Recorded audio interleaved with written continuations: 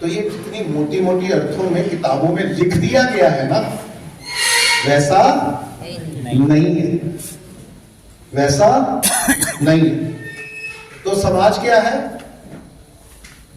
फिर से कह रहा हूं, शास्त्रीय रूप में 4 वर्ण, व्याख्या में 18 वर्ण, विरादरी में 36 वर्ण और कला में 72 कला। एक भी कला का व्यक्ति अगर गांव में नहीं है वो गांव पूर्ण नहीं होता। मान लीजिए आपके गांव में लोहार नहीं है, तो किसान क्या करेगा? क्षत्रिय क्या करेगा? किसान क्या करेगा? और जो कड़िया है वो क्या करेगा? और जो मोची है वो क्या करेगा? सबको चाहिए, यस और नो? अगर गांव में मोची नहीं है तो क्या होगा? चमार नहीं है तो क्या होगा? तो आपको याद होगा कि जब पुराने जमाने में किसी गांव में किसी एक बिरादरी या कला के व्यक्ति नहीं होता था तो हम क्या लूटने जाते थे? उनको चढ़ाई करते थे, चलो पूरे के पूरे इकट्ठे हो। स्त्रियों को तो चलो लूट लेके आते थे, पर कलाकार को क्या करते थे? कैसा सम्मान? हेलो, पूरा सब गांव के जो मूल प्रतिनिधि है वो इकट्ठे होकर उस गांव में जाते थे और उस गांव से आमंत्रण करते थे, उस पूरे समाज से याचना करते थे कि हमें कुछ परिवार दे दो और हम उनका भरण पोषण, मान सम्मान और उनकी पूरी जिम्मेवारी हम लेते हैं। कई बार तो हाथी पे लेके जाते थे, घोड़े पे लेके आते थे, यस और नो?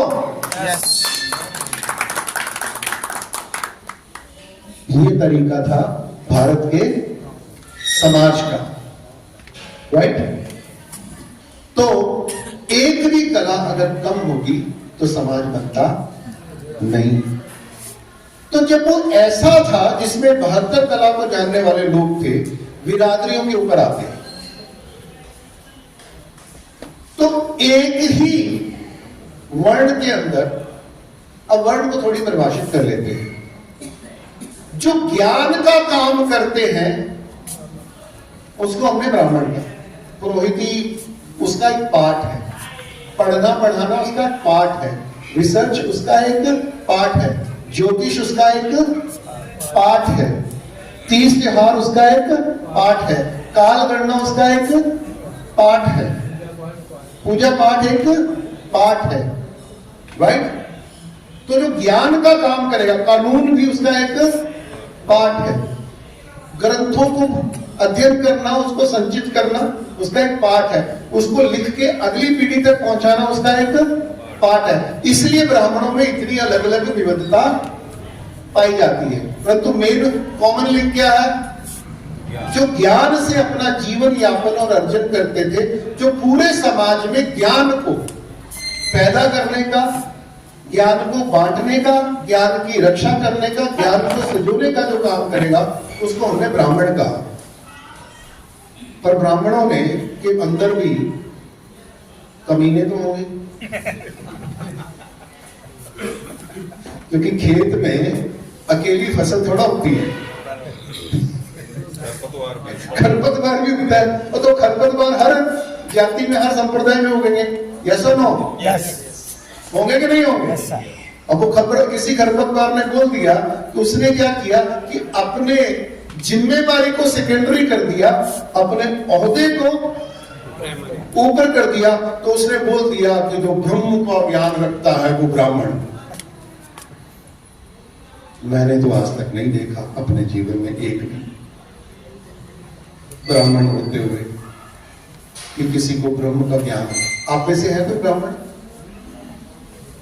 आपको है ब्रह्म ज्ञान? ये छोटा ब्राह्मण अगर है तो बताओ।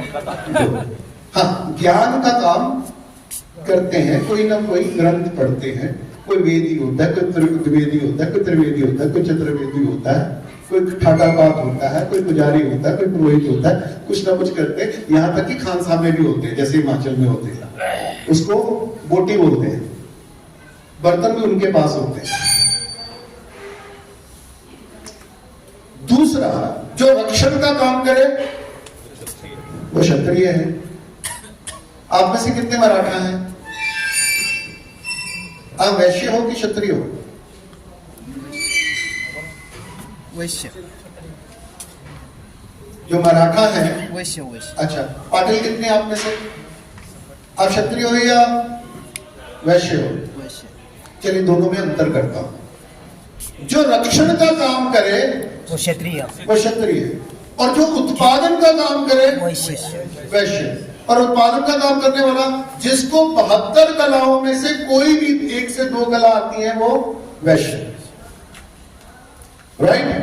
अगर हम बोलेंगे कि किसान उत्पादक है, तो लोहार क्या है, मोची क्या है, बढ़ई क्या है, प्रजापति क्या है, वो सब वैश्य है। तो 72 चमार भी वैश्य है, क्योंकि उसके बिना उत्पादन संभव नहीं है। वो उत्पादन में योगदान करता है। तो जो लोग अपनी कला से, अपने ज्ञान से उत्पादन में सहयोगी होते हैं, वो सारे के सारे वैश्य हैं। जो वस्तु का भी उत्पादन करता है और जीव का भी उत्पादन करता है और अन्न का भी उत्पादन करता है, वो सबके सब क्या है? वैश्य। तो ये जो पाटिल है, ये जो पटेल है, ये जो जाट है, ये जो कुड़वी है, ये दोनों में मिक्स है। ये क्षत्रिय भी है और वैश्य भी है। क्योंकि जब युद्ध छिड़ गया तो हमारे राजा तो मात्र 1000-2000 की सेना रखते थे। वो लाखों की सेना तैनात करके लफ्ट थोड़ा करवाते थे।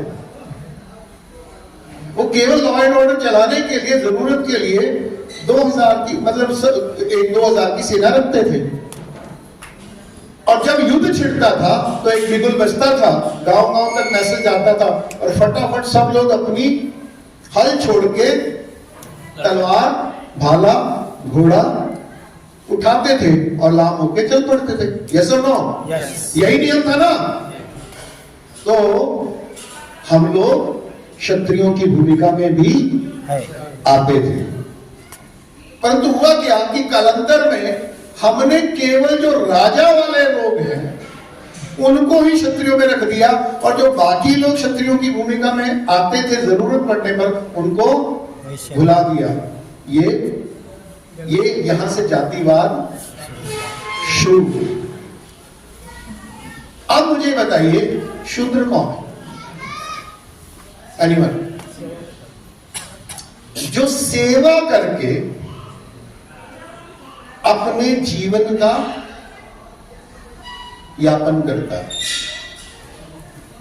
राइट? सेवा करके वो कोई उत्पादन नहीं करता, वो कोई ज्ञान अर्जन का काम नहीं करता, वो युद्ध लड़ने नहीं जाता, सुरक्षा का काम नहीं करता, परंतु वो सेवा का कार्य करके अपना अर्जन करता है। तो मुझे ये बताइए कि आज आप में से कितने गवर्नमेंट सर्वेंट हैं? आप अपना अर्जन किससे करते हैं? सेवा करके। तो आपको कौन से वर्ड में रखा जाए? मैं भी शूद्र हूं। जो सेवा करके अपने जीवन का यापन करे, वो किसमें रखा जाता था? शूद्र में। तो सारे के सारे आज के पढ़े लिखे IAS, IPS, जज, मंत्री, संतरी किसमें आएंगे? हेलो, मैं भी शूद्र में हूं। पर मैंने 2007 से अपनी सेवा के लिए कोई भी धन स्वीकार करना बंद कर दिया। इसलिए मैं अपने आप को कह सकता हूं कि मैं ब्राह्मण का काम अब कर रहा हूं, उससे पहले मैं शूद्र का काम करता था। शूद्र इसलिए नहीं कि बुरा है, इसका एक रोल है, तो हम शूद्र का काम कर रहे थे, राइट। और जब मैं कहता हूं कि मैं IAS को बनाने का काम करता रहा, तो मैं किसको पैदा कर रहा था? क्षत्रिय पैदा कर रहा था, शूद्र पैदा कर रहा था। तो प्रधानमंत्री किसमें आएगा? महासेवक, प्रधान सेवक, मुख्य सेवक, ये सब शूद्र। मेरी बात समझ में आई?